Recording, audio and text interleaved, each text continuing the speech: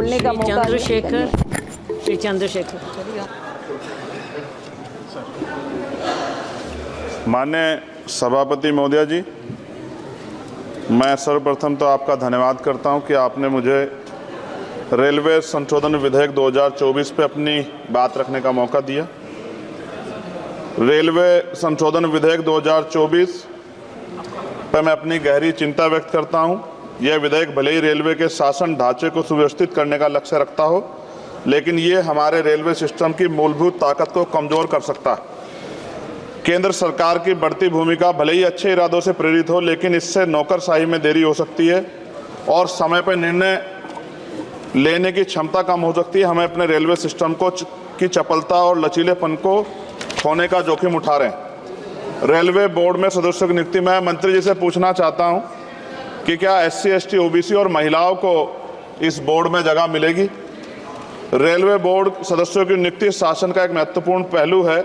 यह आवश्यक है कि नियुक्तियां योग्यता और विशेषज्ञता के आधार पर हो, ना कि राजनीतिक विचारधाराओं के आधार पर। इस मोर्चे पर कोई भी समझौता निर्णय लेने की गुणवत्ता और भारतीय रेलवे के समग्र प्रदर्शन में गिरावट का कारण बन सकता है। जनता की ज़रूरतें सर्वोपरि है, इसलिए हमारे लिए आम आदमी की ज़रूरतें सर्वोपरि हैं। रेलवे सुलभ, किफ़ायती और विश्वसनीय होना चाहिए। विधेयक को सुनिश्चित करना चाहिए कि इन सिद्धांतों का पालन होगा। हालांकि विधेयक का उद्देश्य अच्छा हो सकता है, लेकिन इससे संभावित परिणाम दूरगामी है। हमें सावधानीपूर्वक आगे बढ़ना चाहिए और सुनिश्चित करना चाहिए कि सुधार रेलवे के मूल तत्वों को कमजोर ना करें। साथ साथ सभापति महोदया, जिस लोकसभा क्षेत्र से मैं आता हूँ, नगीना, वो बहुत पिछड़ा हुआ क्षेत्र है। वहाँ के युवा, किसान, महिलाएं, मजदूर जीवन यापन करने के लिए कठिनाइयों का सामना करना पड़ता है उनको। इसलिए मैं माननीय मंत्री जी से मांग करूँगा कि नजीबाबाद से मुंबई और जम्मू के लिए ट्रेन चलाई जाए। साथ साथ नजीबाबाद स्टेशन गढ़वाल का प्रवेश द्वार है। मैं आपसे आग्रह करूँगा कि वहाँ जल भराव की समस्या होती है स्टेशन पर, उसकी देखरेख की जाए। बेगमपुरा एक्सप्रेस वाराणसी टू जम्मू तवी का स्टॉपेज वहाँ हो। दिल्ली जाने के लिए सुबह में कोई ट्रेन नहीं है, मुझे भी आना पड़ता है तो बहुत परेशानी का सामना करना पड़ता है अक्सर, जब मैं कोशिश करता हूं कि सेशन में चला जाऊं, क्योंकि ये रेलवे की सुविधा आपने उपलब्ध कराई है। जलालाबाद क्रॉसिंग पे ओवर ब्रिज बनना चाहिए। धामपुर में 2 जगह पे समस्या है सर, कई घंटे खड़ा होना पड़ता है, ओवर ब्रिज की आवश्यकता है वहाँ। नगीना में ओवर ब्रिज की जो कोतवाली वाला क्षेत्र है उसमें, सेहोरा में ओवर ब्रिज की दिक्कत है, किरतपुर में है। और बैकलॉग सर बहुत इंपॉर्टेंट विषय है।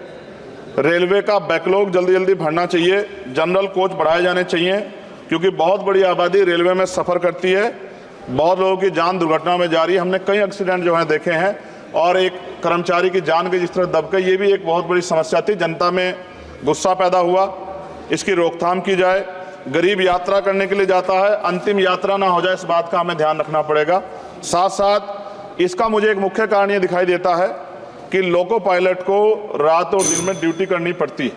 मैं ख़त्म कर रहा हूँ। रात की ड्यूटी कठिन है, उसके बाद पर्याप्त आराम चाहिए। इस संबंध में HPC का सुझाव भी था कि लोको पायलट के लिए 2 रात्रि बाद ड्यूटी का आदेश हो, तो ये इस पर अमल नहीं किया गया, जिसके कारण उनकी आंख लग जाती है और कई बार दुर्घटना होती है। हजारों लोगों की ज़िंदगी से खिलवाड़ नहीं होना चाहिए। कोरोना काल में बंद गई ट्रेन पुनः चालू की जाए, और SC, ST, OBC के बच्चों को जो पहले पास मिलते थे, जब कई कंपटीशन की तैयारी के लिए वो पेपर देने जाते थे, मिलते तो बंद कर दिए। सरकार कहती है हम दलित पिछड़ों के हितैषी हैं, लेकिन जब सरकार उनके बच्चों के आगे तरक्की के रास्ते बंद कर दी तो कैसे चलेगा? और जिस तरह लगातार निजीकरण हो रहा है, इस निजीकरण से सरकारी नौकरी खत्म हो जाएगी रेलवे में, तो ये दलित पिछड़ों के बच्चे कहाँ जाके बैठे, कौन सी कुर्सी बैठे? आज भी देश में सामाजिक गैर बराबरी है। तो मैं इसलिए मंत्री से मांग करता हूँ कि आपने नजीबाबाद में वंदे भारत का स्टॉपेज दिया, इसके लिए मैं आपका धन्यवाद करता हूँ। लेकिन ये भी, इसके अलावा हमने कई मांग उठाई थी, लेकिन उन पर कोई कार्रवाई नहीं हुई। तो मंत्री जी, पार्टी से अलग हटके आप सोचें कि उस क्षेत्र का भी तरक्की होनी चाहिए, ये भी आपके अधिकार क्षेत्र का मामला है। मैं दोबारा सभापति महोदय को धन्यवाद देता हूं और माननीय मंत्री से आग्रह करता हूं कि हमारी मांगों पर ध्यान दें और उस क्षेत्र में अवसर पैदा हो, इसका ख्याल रखें। बहुत बहुत धन्यवाद।